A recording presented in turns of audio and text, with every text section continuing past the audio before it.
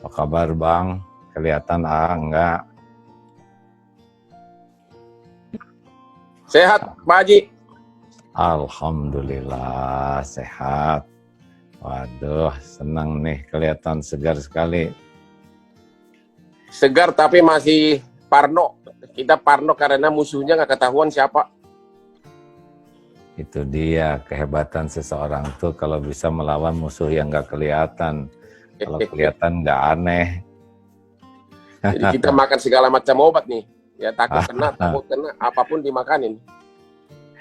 Terima kasih nih ya, ini katanya ada acara iNews ya. Tapi sebetulnya bincang-bincang ini suka bincang-bincang dengan siapa aja. Alhamdulillah kali ini bisa ngundang si Abang nih. Gak apa-apa nih Bang, kita relax aja. Ini mah dari hati ke hati, tidak ada yang spesial. Ada yang terlarang nggak pertanyaannya? Tidak ada. Tidak ada ya. Tidak ada Pak Haji. Anak-anak sehat semua ya? Sehat, alhamdulillah. Alhamdulillah. Boleh tanya dulu operator Pak Faruk dan kawan-kawan? Ada nih, siap nggak? Kalau sudah siap kita sekarang aja lebih efisien ya. Siap, silahkan dimulai saja. Mulai aja ya. Kita siap ya Bang ya? Ya siap Pak Haji. Oke, bismillahirrahmanirrahim. Bismillahirrahmanirrahim. Assalamualaikum warahmatullahi wabarakatuh. Waalaikumsalam. Alhamdulillahirabbil alamin. Allahumma shalli ala Muhammad wa ala alihi wa ashabihi ajmain. Sahabat-sahabatku di seluruh penjuru bumi yang ditakdirkan menyimak acara ini. Alhamdulillah bincang-bincang Ramadan kita kali ini kedatangan tamu yang tidak asing lagi, Bang Hotman. Apa kabar Abang? Sehat Pak Haji. Sehat ya, wah senang sekali lihat segar seperti ini di rumah. Ini posisi di mana sekarang? Lagi di rumah sudah hari ke-45. Hari ke-45, naik atau turun berat badan? Naik dikit, yang masalah selalu kejiwaan, parno terus, takut ketularan. Takut ketularan ya. Nah, gimana dong Lamborghini-nya dan sebagainya nggak keluar nih? akhirnya alam yang berkuasa. Sekarang diganti dengan sepeda. Ganti dengan sepeda sekarang ya? Ya, di sekitar rumah naik sepeda, jalan kaki, semua kemewahan tidak ada artinya. Nah, ini kita langsung cerita nih. Kan orang-orang banyak yang rindu, pengen nyobain kaya, terkenal, segala ada. Sepertinya Abang udah ditakdirkan itu oleh Allah diuji sekarang. Apa sih rasanya jadi orang sang kaya, punya mobil mewah-mewah gitu Bang? Sebenarnya sih bukan kesombongan, sebenarnya sih hanya sifat manusia menunjukkan ke publik, ini saya berhasil loh. Jadi lebih menonjol, menunjukkan keberhasilan dan kepuasan diri. Nah sekarang sudah ada itu. Jadi apa yang paling terasa tuh? Naik mobil mewah gitu ada rasanya kayak apa gitu? Naik mobil mewah itu rasanya kita pede, kita merasa yakin diri, dan ada perasaan ini aku loh, saya sudah sukses. Itu perasaan, jujur aja, begitu perasaan. Nggak apa-apa, mending cerita hati. Iya, begitu perasaannya. Ya, penampilan ya. Nah, apalagi yang diinginkan sekarang kan kalau keinginan dunia mah katanya seperti minum air laut, makin diminum makin haus. Masih ada keinginan lagi enggak? Sekarang dengan adanya corona ini, saya makin menyadari bahwa suatu waktu kita harus mencari hidup kebahagiaan, bila perlu setengah pensiun atau pensiun total, dan menikmati hari tua, karena apapun yang kita dapat itu ternyata semua berakhir juga. Gitu ya. Iya. Memang dunia ini panggung sandiwara, kata Ahmad Albar ya. Dunia kan cuma tempat mampir, dan katanya memang antara keinginan dan keperluan itu beda. Kalau ingin tuh unlimited, terus saja ingin terus, dan kita akan lumayan tuh rada letih. Yang paling enak itu adalah memang kita hidup sesuai dengan keperluan. Karena perlu itu ada batasnya. Seperti sepatu kan nggak mungkin kaki yang 2 ini perlunya 50 pasang. Yang membuat banyak sepatu tuh kan sebetulnya karena ingin, betul? Betul nggak begitu, Bang? Iya betul, tapi ada pertanyaan saya satu. Sekarang ini selalu ada ingin kemauan agar benar-benar hidup sederhana, hidup tidak lagi mengejar materi, tapi kayaknya selalu tergoda terus. Bagaimana ada orang bilang kayak kami Kristen katanya suruh berdoa, ya kan? Tapi tetap nggak bisa, selalu tergoda terus. Bagaimana caranya agar akhirnya kita berhenti dan mulai murni di jalan yang benar gitu? Ya, saya pernah diuji juga oleh dunia seperti ini, Bang. Perusahaan cukup banyak. Ya, mungkin Abang tahu tahun 2007 tuh waktu itu puncaknya duniawi. Wah, rumah banyak, kekayaan melimpah ruah, perusahaan sangat banyak juga. Ya, lagi Abang mungkin suka lihat dulu acara zaman Agim jadi selebritis dulu. Iya benar. Ya. Nah, saya sih waktu itu merasa kata orang, wah sukses sekali, dapat penghargaan sana-sini, George W. Bush juga pengen ketemu dan sebagainya. Tapi saya waktu itu merasa keletihan batin yang luar biasa. Saya merasa, apa ini rasanya? Kekayaan, rumah, segala ada tuh, kok nggak pernah bisa membuat hati saya bahagia. Nah, waktu itulah alhamdulillah ada titik balik. Akhirnya saya sih beruntungnya datang guru tuh, ada guru yang mengajari lalu diujilah dengan dihina, dicaci, wah segala macam. Akhirnya menemukan, oh ternyata memang dunia tuh hanya boleh di tangan, jangan di hati. Kalau dunia di hati, wah jadilah hidup ini tidak pernah tenang. Tapi kalau seperti tukang parkir kan enak tuh Bang. Banyak mobil tidak sombong, ganti-ganti mobil tidak takabur, mobil diambil sampai habis juga nggak sakit hati. Sebabnya jadi, apa coba? Wujud konkretnya, kayak saya sendiri, wujud konkretnya kalau orang bule bilang, what should I do? Harus lakukan apa agar bisa mencapai tahap itu? Apakah harus gagal dulu? Nggak usah. Terus ada.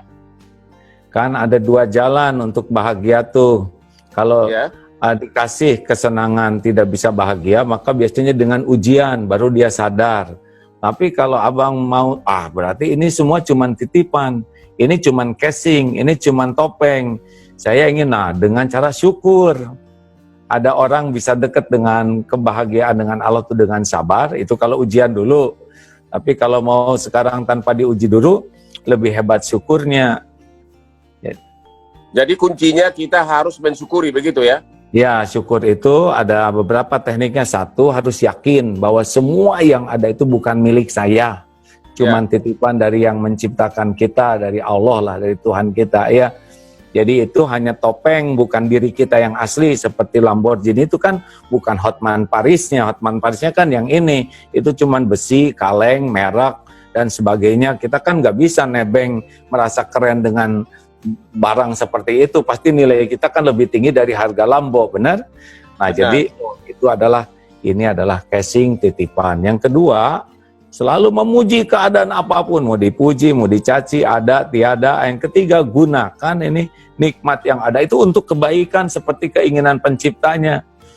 Lebih banyak lagi sedekah dari yang sudah, mungkin sekarang sudah banyak sedekah, nanti lebih nendang lagi tuh. Wah, itu kebahagiaannya mulai terasa. Nah, begitulah diantaranya. Kalau itu kan, itu menyangkut kekayaan dan kepopuleran. Sekarang ada lagi, saya ini lagi populer. Tentu banyak godaan wanita cantik. Nah, itu bagaimana kita mensyukuri di rumah aja? Nanya ke saya. Baik, cara mensyukurinya gimana gitu loh? Kalau kita kan ada istri, terus banyak puluhan wanita cantik di luar. Kalau tadi kan menyangkut harta benda, kita syukuri dan kesuksesan. Tapi kalau menahan godaan seperti ini bagaimana? Kalau di Islam sih sudah ada solusinya Bang, ya. Diperbolehkan 4 dengan syarat adil, ya.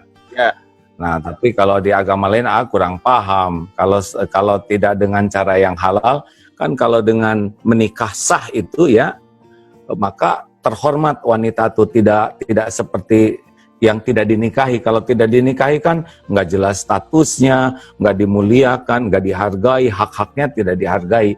Kalau di dalam Islam, kalau toh sudah siap dan juga ada dalam keridoan, bisa begitu. Tapi itu di luar kemampuan saya tuh Bang. Kalau abang nggak tahu, saya nggak tahu aturan agama abang begitu. Ya, tapi maksud saya, terlepas dari agama manapun, kita laki-laki ini kan bagaimana cara ngeremnya gitu loh. Terlepas dari agama dulu. Baik. Caranya adalah jaga pandangan Bang. Nggak usah segala dilihat. Kan nafsu itu datangnya dari mata. Mata yang tidak terjaga udah pasti membuat kepikiran dan hati dan nafsu begitu. Makanya ada kalau di dalam agama Islam tuh godul basor, jaga pandangan. Karena udah pasti nafsu itu diawali dari mata. Nah ini susah nih, abang ketemu banyak orang, caranya udah diam aja di sini di rumah. Tapi apa realita Pak bahwa seorang suami yang sudah sukses, apa masuk di akal dipastikan dia bisa bahagia dengan hanya satu istri atau dengan istrinya, sementara godaan begitu banyak? Apa itu realistis? Ini tuh jadi kebalik begini acaranya, jadi nanya ke saya yang bagian nanya. Tapi saya bisa Kan paham dari segi rohani kan Bapak. Iya. Saya paham betul bahwa Allah menciptakan laki-laki dan perempuan itu berbeda ya. Tetapi ya disinilah ujiannya. Ya, ini harus. Halo, kayak agak putus. Baik, nggak apa-apa nanti diedit yang putus-putus. Ya, halo, ya. Masih terdengar Bang? Ya. Iya, dengar. Ya, alhamdulillah. Iya, inilah ujiannya. Makanya hidup ini ujian tuh ada kelapangan, ada kesulitan. Ujiannya abang harus betul-betul punya komitmen jaga diri ya. Begitu ya? Iya bang, nggak mudah. Makin kan ujian yang lebih berat itu adalah kelapangan, kesuksesan, pujian, penghargaan, banyak disukai oleh orang. Nah, tidak mudah orang selamat dengan ujian yang kemudahan. Kayak pesawat nih ya. Kalau lancar, tidak ada goncangan, itu kan biasanya orang nonton video, tidur dengan musik, sebagian ada yang zikir. Tapi kalau sudah dikasih goncangan, turbulence, nah itu biasanya kuat tuh berdoanya. Semua ikut jadi berdoa. Makanya ujian betul nih kayak posisi Bang Hotman ini. Usia berapa sekarang? Aduh. 60 ya? 60. Sudah 60. Kita cuma beda 2 tahun. Kan? Pak Haji berapa? 58? 58. Saya 62. Oke, ada pertanyaan satu lagi. Kan banyak pengusaha yang kelihatannya di luar itu nyumbang sana sini. Ya. Tapi namanya pengusaha kan tidak mungkin sukses tanpa lipat-gulipat gitu loh. Ya, artinya hasil kekayaannya itu justru adalah bermain kiri sana sini. Tapi dalam keadaan begini dia pamer sumbangan sana sini. Itu gimana pandangan Pak Haji? Ya kalau saya kan pengusaha juga Bang. Ya. Ya ada beberapa usaha. Bagi saya pantang sekali itu untuk mendapatkan sesuatu dengan cara yang tidak baik. Karena nanti tidak berkah. Cirinya rezeki tidak berkah tuh 3. Satu, hidupnya tuh sibuk aja dililit masalah berbagai urusan sehingga dia tidak pernah menikmati kehidupannya, rezekinya, karena otaknya tuh terus dengan masalah. Yang kedua, di sini nih, di hatinya tuh selalu fakrahu baina ainai, selalu takut miskin, takut kurang, jadi terus mencari aja sampai dia tidak menikmati yang ada, karena otaknya tuh mikirin yang belum ada. Yang ketiga, rezeki itu sebetulnya yang bakal dia dapatkan tuh apa yang sudah ditakdirkan dia dapatkan. Tapi kalau rezeki kita raih dengan cara yang benar, tenang, enak, adem, ada masalah tetapi ya tidak pernah membuat kita tidak bahagia. Kemudian hati itu selalu kaya, tidak pernah ada persaingan apapun, dolar mau naik mau turun, ada apa kayak sekarang gini tenang aja karena yakin rezeki itu ada yang jamin. Dan rezekinya pasti dia ngejar sendiri. Nah caranya, makanya saya tuh tidak sependapat kalau semua pengusaha hanya sukses dengan begitu Bang. Karena banyak juga pengusaha-pengusaha yang jujur. Kan dalam Islam tuh 2 Bang. orang tuh waktu menjemput rezeki dan waktu menafkahkannya. Ya. Yang membuat bernilai seseorang tuh kan kalau dia menjemput rezekinya dengan niat dan cara yang baik, maka dirinya lebih berharga dari kekayaan yang dia miliki. Sekaya apapun pasti yang dikenang tuh orangnya. Dan kalau udah dapat, maka dia distribusikan. Makin banyak yang sedekah, yang kelihatan yang tidak kelihatannya lebih banyak, dia tambah mulia lagi. Jadi uang itu selalu ada di bawah dia. Jangan sampai harta berharga, dirinya tidak punya harga. Kan para koruptor juga begitu. Jabatannya berharga, hartanya ternyata dirinya hanya pencuri, pezina, dan sebagainya. Terus bagaimana kita hidup bersembunyi di balik topeng begini? Saya yang mau nanya. Dah, ya. Bang, giliran saya nanya. Oke, ya. Ya, Pak Haji. Senang nggak bisa ngobrol-ngobrol begini tuh? Senang, saya itu termasuk yang sering diundang Pak ke pesantren. Ya, saya sudah ke Tebu Ireng, ke Lirboyo, ceramah di sana berhari-hari. Gus Solah kasih gelar saya malah Gus, nama saya dikasih Gus. Gus Hotman Paris waktu itu di Tebu Ireng. Terus iya, ketua PBNU, Pak Prof kasih gelar saya Lora. Jadi katanya Gus Lora Hotman Paris, arti Lora katanya itu melayani karena saya sudah membantu ribuan orang di Kopi Joni memberikan bantuan hukum gratis. Nah, jadi saya sering lihat tayangannya Kopi Joni itu. Ya. Gimana rasanya bisa berbuat seperti itu? Apa yang mendasari dan apa yang terasa nih, Bang? Sebenarnya itu secara kebetulan saya 25 tahun sukses sebagai pengacara internasional dengan bapaknya Nadiem Makarim, Menteri Kehakiman, bapaknya Dr. Nonwar Makarim. Saya sukses, rezeki gampang dapat. Tiba-tiba Jalan Sudirman itu kan dibangun kereta api di bawah tanah. Sehingga saya jadi malas berkantor di Sudirman, pindahlah saya ke kantor di Kelapa Gading dekat rumah. Kebetulan dekat rumah itu ada Kopi Joni. Jadi saya sering mampir kalau pagi karena ada waktu tidak macet lagi. Dan teman-teman yang gratis pun kayak selebriti segala macam kalau minta bantuan datang ke sana. Akhirnya jadi populer. Tiap Sabtu Minggu itu jam 2 subuh seluruh Indonesia datang. Dari Poso, dari Kalimantan, dari mulai korban pemerkosaan, penipuan, semua datang. Sayangnya saya kewalahan. Jadi tidak ada maksud untuk populer, itu terjadi begitu saja. Begitu. Yang terasa apa? Yang terasa benar apa kata orang itu, kalau kita berbuat baik, hati kita itu lega. Itu yang saya rasakan salah satu. Minimum dosa saya selama ini sepertinya kok sudah mulai berkurang dikit-dikit gitu loh. Ini rahasia kita ya Bang ya. Ya. Nah, kenapa kita dihargai orang? Ya. Sebabnya cuma dua. Satu, karena Allah pencipta kita mengasih karunia kepada kita. Ya. Abang dikasih kecerdasan, dikasih kemampuan berpikir, dikasih kemudahan, sehingga ketemulah dengan rezeki dan popularitas dan lain-lainnya. Betul? Ya. Sebab kalau ini dibuat minus aja, misalkan otak kita lemot, ya nggak bisa jadi pengacara. Betul tidak? Benar, benar. Ya. Atau badan kita dibuat punya penyakit kronis yang membuat kita susah bergerak, susah, tidak bisa. Jadi prinsipnya kita dihargai itu pasti karena Allah memberi karunia. Sepakat ini? Benar. Dan yang kedua, kita ini dihargai orang lain, penyebabnya adalah Allah menutupi aib, dosa, kejelekan, keburukan, kekurangan kita. Ditutupi, orang-orang tidak tahu. Bahkan orang yang terdekat dengan kita juga banyak yang tidak tahu siapa diri kita yang aslinya. Dan kalau itu dibuka oleh Allah lah, lihat sendiri Abang, ya orang yang dibuka sedikit saja pada nyungsep, betul tidak? Benar, benar. Benar.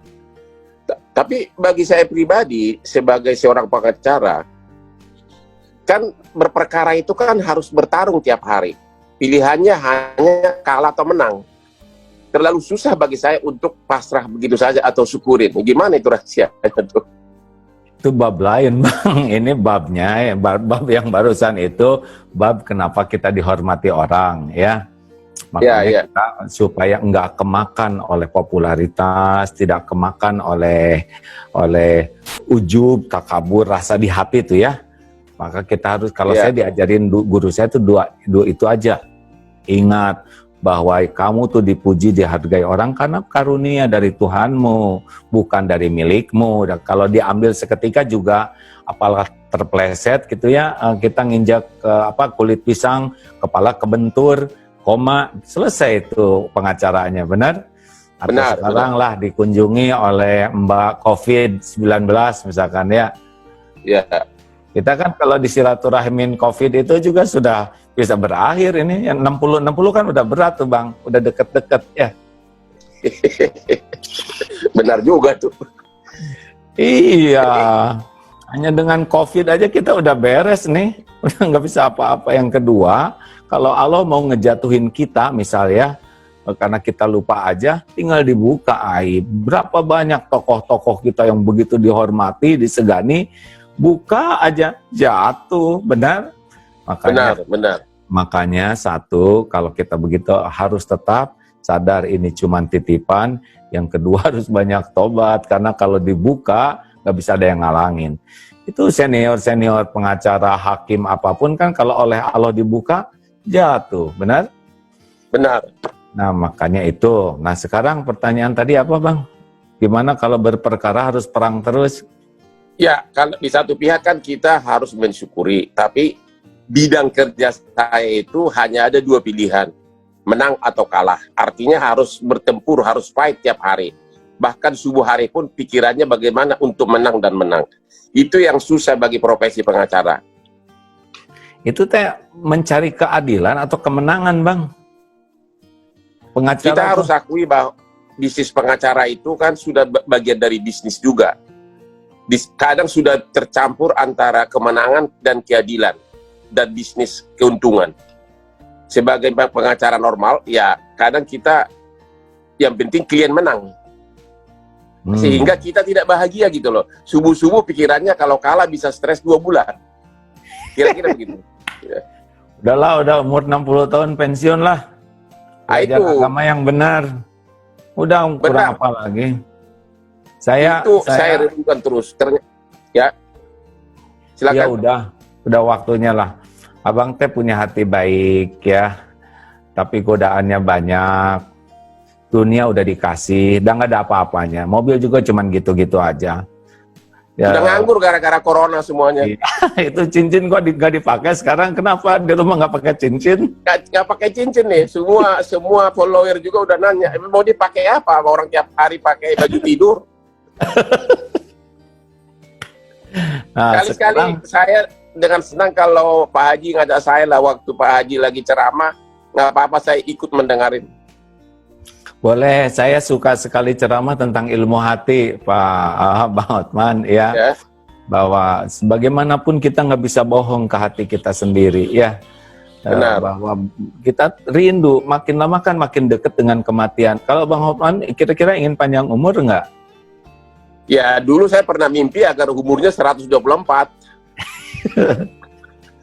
Gimana kalau stroke dari umur 61 semua orang enak nanti lihat kita masih hidup Bang.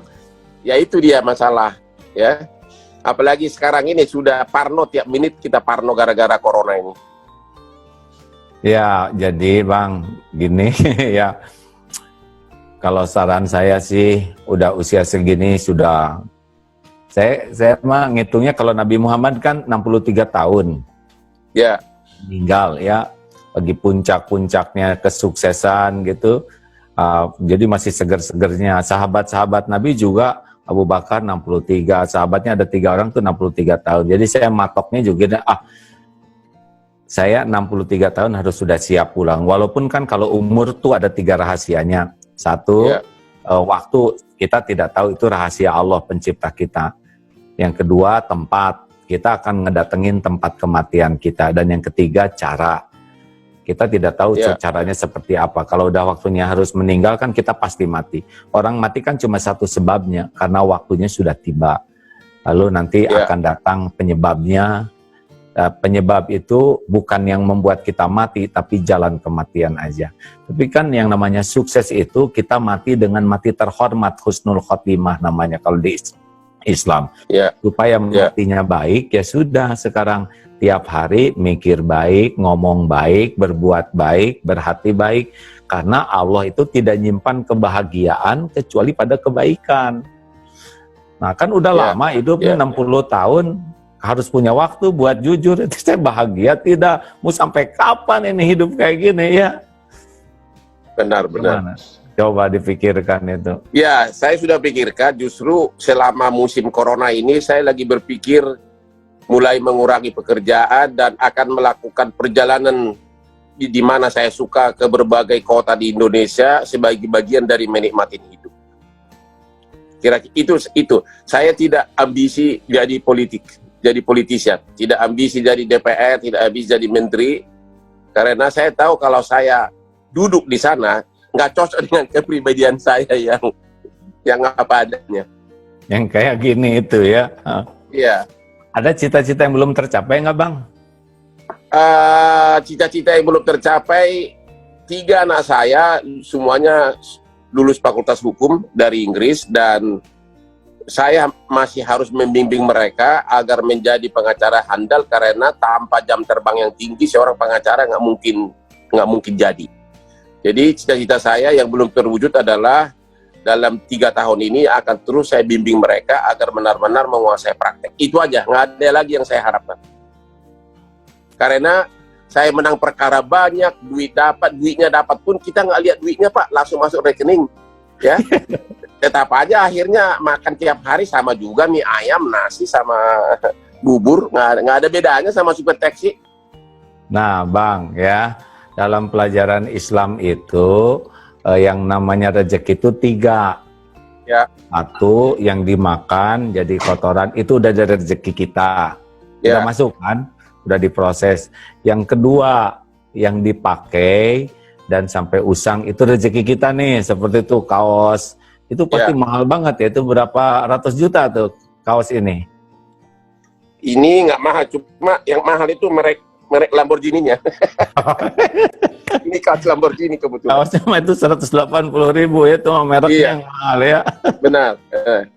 Nah itu udah rezeki udah. Yang ketiga rezeki itu adalah yang dipakai manfaat, yang dinafkahkan, pakai nolong orang. Itu rezeki kita lah. Sekarang yang ada di bank mah belum. Rezeki kita yang ada di bank tuh kan cuman ngaku-ngaku, lihat enggak, megang enggak, make enggak. Betul nggak sih Bang? Benar, itu yang saya pikirkan. Saya berperang bisa tahunan, berperang di pengadilan, berdebat, dapat duitnya saya nggak pernah lihat masuk rekening langsung. Mungkin kalau kita tiba-tiba dia mati, duitnya pun nggak sempat pamit sama kita. Nah sekarang saya mau nanya, itu kalau Bang Hotman misalkan meninggal lah, besok lusa, apa yang kira-kira dibawa tuh ke kubur, ke alam selanjutnya ini? Hanya sepasang jas dan sepatu. Biasanya begitu. Cuman itu kan. Benar. Terus jadi kita siang malam menggadaikan waktu kita, bukan tidak boleh jadi pengacara, enggak. Tapi kalau hanya sekedar untuk dunia, nah sekarang kita makin tua kan suka makan obat-obatan enggak, vitamin dan sebagainya, kan? Udah mulai banyak asam Bukan suka lagi, bisa tiap jam saking ada ya serba makan obat untuk mencegah. Belum ada sih penyakit khusus, tapi semuanya sudah ada resep dari dokter untuk asam urat ini, untuk gula darah ini, sudah ada semua. Tiap malam makan. Nah itulah rezekinya. Rezekinya itu obat-obatan. Kita ini udah tua, kita kan cuma beda 2 tahun ya. Haruslah udah lebih dari separuh. Udah lebih dari 3/4 kan kita hidup ini. Tinggal sekarang sisanya ini. Kita harus siap bagaimana masa tua yang indah ya, hidup penuh manfaat, hati tenang, ibadah terjaga. Justru itu, kalau udah tua masih centil ya, tua pontang-panting sana sini hanya buat ngumpulin dunia dan dunia juga nggak dirasain. Terus di mana kita merasakan bahagia yang asli, betul? Kan bahagia yang asli di dalam, kita nggak bisa bohong. Betul, betul. Apalagi dengan musim corona ini kita jadi benar-benar banyak berpikir tentang arti kehidupan. Banyak maknanya. Banyak Apa coba sekali yang maknanya. didapat? Arti kehidupan apa yang didapat di selama jeda ini nih? Yang saya dapat itu tadi yang kita bicarakan dari tadi. Ternyata ada waktunya kita harus berpikir enough is enough. Enough is enough. Sudah waktunya berbuat lain selain hanya mengejar harta, membuat lawan kalah perkara, kepopularitan, dan sebagainya. Ada waktunya kita harus mencari hobi yang cocok dengan diri kita. Ya, itu dia tadi. Sambil menunggu tinggal berapa tahun lagi gitu loh. Iya, ini apalagi kan 60 ini katanya virus itu hobi sekali sama yang di atas 60, Bang. Iya benar. Ya. Iya, sebetulnya ingat mati itu bagus ya. Dengan ingat mati kita tidak menyia-nyiakan kesempatan berbuat baik. Betul tidak? Betul. Harus banyak diingat kematian karena nasihat terpenting itu mati. Kalau sudah mati sudah selesai kita kesempatan berbuat baik. Kesempatan ibadah selesai, kesempatan berbuat baik selesai, tinggal perhitungan nanti di sana di akhirat ya. Nah, mumpung kita ada kesempatan nih Bang, harta dititipkan. Kemarin terkesan tuh ada seorang yang rumahnya dijual, mobilnya juga yang bagus-bagus dijual, diberikan APD dan dibagikan. Cuma celakanya sesudah dibagikan dijual katanya yang dikasihnya itu. Oh begitu ya. Jadi ya begitulah. Jadi dunia mah nggak ada apa-apanya Bang. Cuman gitu aja lah, nggak jelas. Cuman casing. Kan kayak casing. Gitu. Iya casing. Cincin juga cuman segitu-gitunya ya kan. Mau digimanain lagi? Jari cuman 5. Ya ini nih. Sekarang nggak dipakai lagi. Sekarang nih.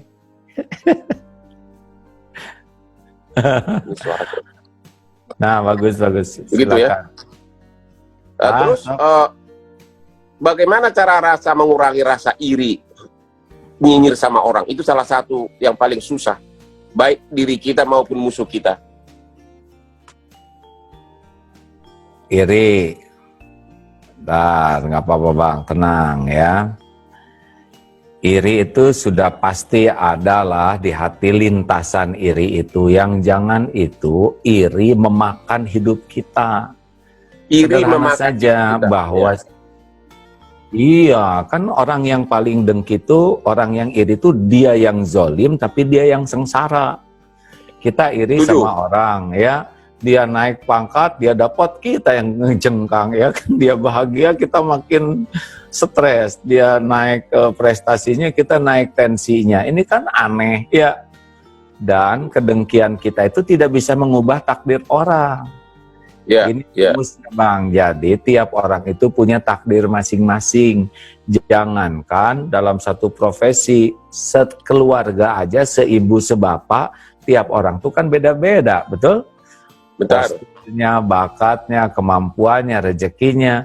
Nah, kenapa kita harus capek dengki ke orang lain? Itu tidak mengubah takdir dia, akan tetap jalan sesuai dengan rencana yang Allah berikan. Yang menderita kita aja. Jadi nggak boleh dengki itu ngerusak diri sendiri. Kalau kita didengki orang bagaimana? Ya nggak apa-apa, terserah dia. Mau stres silakan aja. Saya mah nggak pernah pusing dengan orang yang dengki dan sebel ke saya, karena bukan urusan saya, itu urusan dia. Urusan saya kan jadi orang benar atau tidak, gitu Bang. Ini sebuah filsafat hidup ini Pak Haji dapat dari mana sih? Dari sekolah atau apa? Dari pesantren atau apa nih? Iya, kan saya belajar agama. Dalam Islam kan semuanya detail, lengkap. Sampai gunting kuku aja sudah ada pelajarannya. Bagaimana menyikapi orang, misalkan ada orang menghina, itu kan ada 6 keuntungan, 7 keuntungan. 1, kalau ada orang marah ke kita, 1, kita bersyukur, bukan kita yang jadi dia, yang jadi orang berbuat jelek. Jadi saya kalau ketipu, saya syukur Bang, bukan saya yang jadi penipunya. Yang kedua, saya dapat pelajaran, oh begitu ternyata, orang yang sombong, arogan tuh jelek banget, itu pelajaran bagi saya tidak mau hidup seperti dia. Nah, jadi kalau ketemu dengan orang yang sombong ke kita kita dapat pelajaran tuh. Oh, saya tidak boleh kayak gitu tuh. 3, dengan melihat seperti itu, kita evaluasi diri. Jangan-jangan saya ketemu dengan orang sombong, ini cermin dari kelakuan saya. Jangan-jangan saya pernah nyakitin orang seperti saya disakitin orang. Jadi tobat ya. Selanjutnya, ini ladang latihan. Karena bersepeda aja kan jago tuh kalau latihan. Nah, kalau kita ingin punya kesabaran, harus ada yang nyakitin dong. Supaya latihan mengatasi perilaku. Dan puncaknya, ini kesempatan bagi saya, kalau ada yang berbuat jelek, saya balas dengan kebaikan. Nah, dia ngeluarin keburukan, saya ngeluarin kebaikan. Jadi kita terupgrade justru gara-gara orang yang berbuat kurang baik. Jadi naik aja terus kita ini.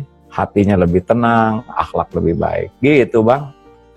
Tapi apakah salah kalau saya misalnya sudah sukses, saya dapat duit, apakah salah apabila saya berpenampilan mewah? Oh ya, nggak apa-apa itu kalau abang mau mah, dunia emang kayak gitu. Yang jangan itu, jangan diperbudak oleh dunia ini. Jadi kita kepikiran terus, jadi jangan melekat dunia ini di hati. Dunia mah di tangan aja.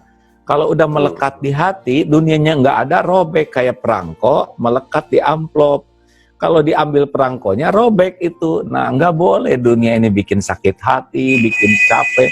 Ya saja, walaupun dunia kaya, ya relax saja. Ya.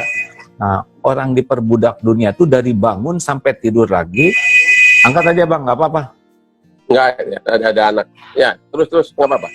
Jadi dunia ini tempat tinggal kita. Kalau takdirnya kaya ya nggak apa-apa. Yang jangan itu kaya dengan makan rezeki orang. Satu tuh jangan ya. Yang kedua kaya dan nahan rezeki orang. Jadi kita ngumpul-ngumpul aja. Nah itu jangan. Dan jangan diperbudak kekayaan. Sehingga kita hidupnya tuh nggak menikmati apa-apa. Terus aja mikir yang belum ada kerjaan, sampai di tempat tidur nggak tidur, lagi makan nggak nyaman, mobil bagus nggak ternikmati karena di dalamnya juga kita tidak menikmati. Aslinya ya dunia ini, Bang, hanya untuk memuaskan lahiriah saja. Kayak kursi empuk udah sudah gitu, mobil bagus ngegas, cuman itu aja. Hati nggak cocok dengan dunia ini. Hati itu cocok kalau kita senang dengan kebenaran, dekat dengan pencipta kita. Jadi abang tanya siapa teman-teman, jujur apakah benar di lubuk hatinya tenang gitu? Nggak bisa. Dan itu tapi kan di alam persaingan seperti di ibu kota ini, kalau kita terlalu jujur biasanya kalah. Ya itu mah terserah lah. Kalau saya mah yakin orang jujur mah tetap sukses ya. Begitu. Setidaknya kita nggak ngebohongin diri sendiri, kita punya kepuasan, oh saya ada. Mau apa kita punya sesuatu tapi kita tidak punya kepuasan terhadap pribadi diri sendiri, benar? Benar.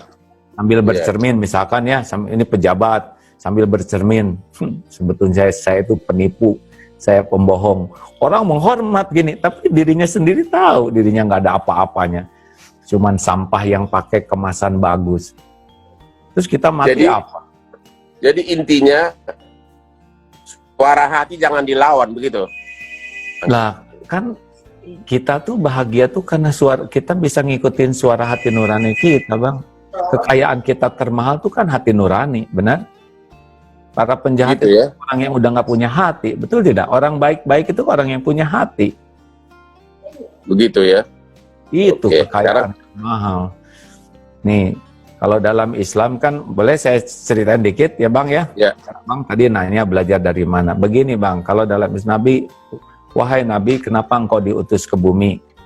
Nabi Muhammad kenapa diutus? Innama bu'itstu liutamima makarimal akhlak. Sesungguhnya saya diutus ke bumi untuk menyempurnakan kemuliaan akhlak. Jadi kalau ingin tahu orang Islam yang benar, gampang. Lihat akhlaknya. Ingin tahu yang ibadahnya bagus, lihat akhlaknya. Karena ciri pemahaman Islam yang benar, ibadah yang benar pasti buahnya akhlak. Nah akhlak itu datang dari mana? Rasulullah juga bersabda begini, ketahuilah bahwa dalam jasad ini ada sesuatu yang kalau itu baik, baik seluruhnya. Kalau itu jelek, jelek seluruhnya. Itulah yang dinamakan kolbu atau hati nurani kita. Jadi orang tuh tergantung hatinya. Kalau hatinya baik, ngomongnya baik, mikirnya baik, sikapnya baik, dia akan bahagia tuh. Karena Allah tidak menciptakan kebahagiaan dengan keburukan. Jadi, nah inilah yang agak jarang. Kita sering membagus-baguskan casing, tapi kita suka lupa untuk membaca hati dan membagus-baguskan hati. Padahal kebahagiaan itu adanya di hati. Sepakat, Setuju Bang? banget, setuju. Ya, itu Iya. saya sudah rasakan itu, terutama di puncak karir saya yang sangat sukses, tapi tiba-tiba datang musim corona ini, saya mikir terus tentang, akhirnya saya tahu bahwa pada akhirnya memang kita harus menyesuaikan kehidupan kita dengan suara hati kita. Nah, itu. Jadi, orang yang paling sukses, kan hati itu dibagi 3, Bang. Ada namanya hati yang mati, kolbun mayit tuh, para penjahat-penjahat yang nggak pakai, udahlah, yang biadab-biadab, termasuk sekarang nih kelihatan nih penjahat yang suka ngambil hak untuk orang miskin. Bansos atau apa, nah dia sunah itu udah orang udah bejat luar biasa.